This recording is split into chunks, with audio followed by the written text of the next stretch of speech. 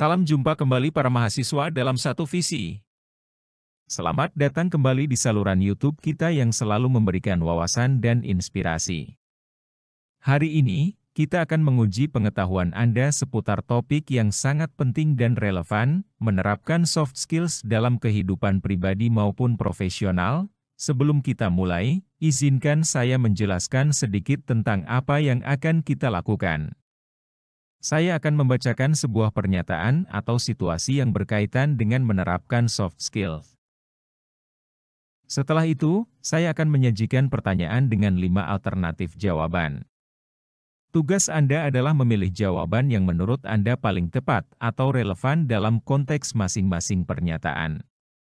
Mari kita mulai perjalanan belajar ini untuk memahami lebih dalam bagaimana soft skills dapat membentuk kehidupan pribadi dan profesional kita.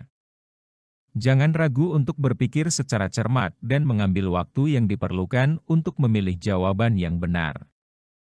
Ingat, ini adalah kesempatan untuk mengasah pengetahuan Anda tentang menerapkan soft skills, sehingga Anda dapat mengaplikasikannya dalam kehidupan sehari-hari.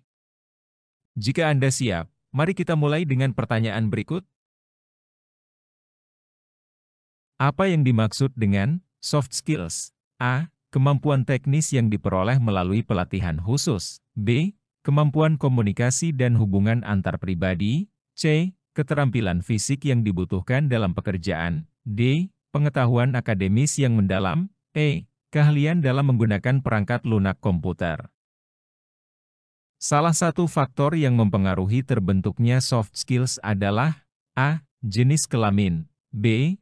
Keturunan genetik. C. Lingkungan dan pengalaman hidup. D. Minat dalam olahraga. E. Warna mata. Manfaat utama dari pengembangan soft skills dalam kesuksesan seorang perawat adalah A. Peningkatan gaji. B. Kemudahan mendapatkan pekerjaan. C. Kemampuan untuk bekerja sendiri tanpa supervisi. D. Meningkatkan efisiensi dalam merawat pasien. E. Kemampuan bermain alat musik.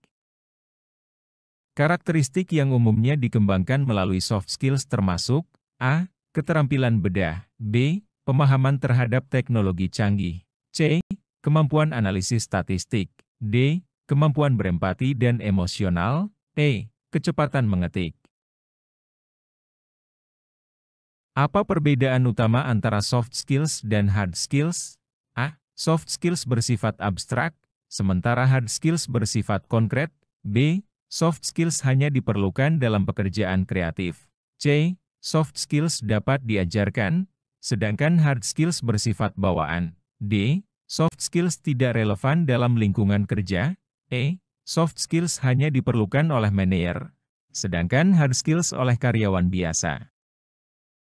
Bagaimana upaya pengembangan atribut soft skills dapat berkontribusi pada praktik keperawatan yang lebih baik? A. Tidak berpengaruh sama sekali pada praktik keperawatan. B. Meningkatkan kemampuan dalam mengoperasikan peralatan medis. C. Membantu berkomunikasi dengan pasien dan tim medis secara efektif. D. Hanya meningkatkan aspek estetika dalam perawatan. E. Mengurangi kebutuhan untuk belajar tentang ilmu medis. Apa yang dimaksud dengan upaya pengembangan atribut soft skills? A. Proses mendapatkan gelar akademis dalam keperawatan. B. Langkah-langkah untuk memperoleh sertifikat dalam teknologi medis. C. Usaha untuk meningkatkan keterampilan teknis dalam perawatan. D. Tindakan untuk mengasah keterampilan komunikasi dan interpersonal. E. Pengembangan keterampilan olahraga dan kebugaran. Salah satu karakteristik yang dikembangkan dalam soft skills adalah A. Kemampuan melakukan operasi bedah. B. Pemahaman mendalam tentang penelitian medis. C. Keterampilan dalam menghitung dosis obat. D. Kemampuan untuk memimpin tim perawat. E. Kemampuan mengoperasikan perangkat medis. Mengapa soft skills dianggap penting dalam praktik keperawatan? A. Hanya untuk meningkatkan citra profesi perawat. B.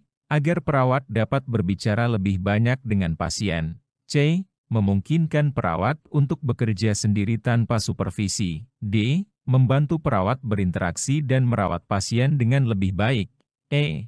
Untuk mengurangi waktu yang dibutuhkan dalam merawat pasien. Bagaimana perbedaan antara soft skills dan hard skills dapat mempengaruhi kualitas perawatan pasien?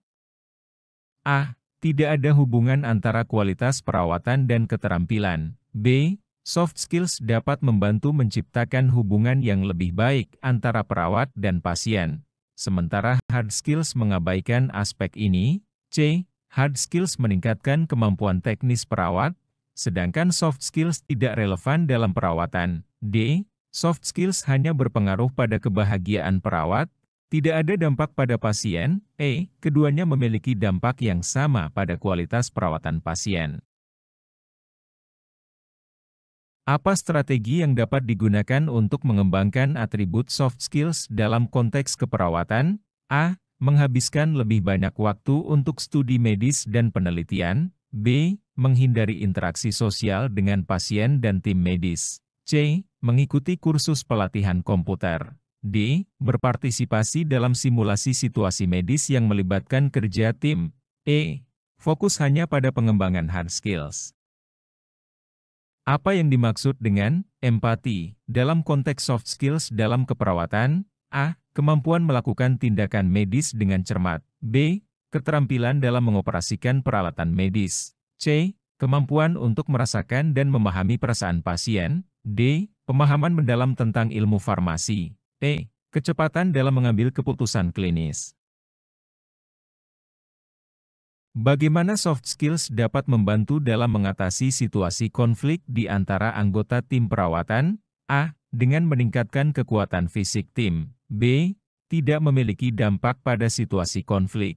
C. Membantu dalam berkomunikasi secara efektif dan menyelesaikan masalah. D. Mengabaikan situasi konflik untuk fokus pada tugas medis. E. Menggunakan peralatan medis yang lebih canggih. Mengapa perawat perlu memiliki keterampilan komunikasi yang baik? A. Hanya untuk membuat pasien merasa nyaman. B.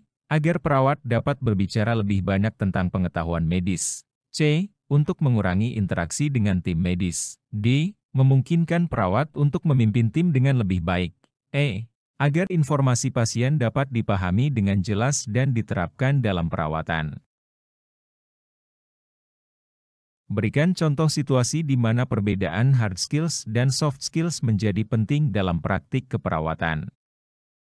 A. Menghitung dosis obat dengan tepat, hard skills, dan meredakan kecemasan pasien melalui komunikasi, soft skills. B. Menjalankan mesin pemindaian MRI, hard skills, dan memberikan diagnosis penyakit, soft skills. C. Menyusun jadwal kerja perawat, hard skills, dan mengganti perban luka, soft skills. D. Merawat pasien lansia, hard skills, dan menggunakan alat suntik, soft skills.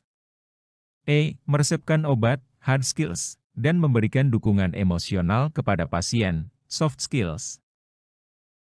Bagaimana perawat dapat terus mengembangkan dan memperkuat soft skills mereka selama praktik profesional? A. Fokus hanya pada penguasaan hard skills. B. Menghindari interaksi dengan pasien. C. Melakukan pelatihan komputer secara intensif. D. Berpartisipasi dalam program pelatihan komunikasi dan manajemen konflik. E. Meningkatkan jumlah tugas teknis dalam pekerjaan.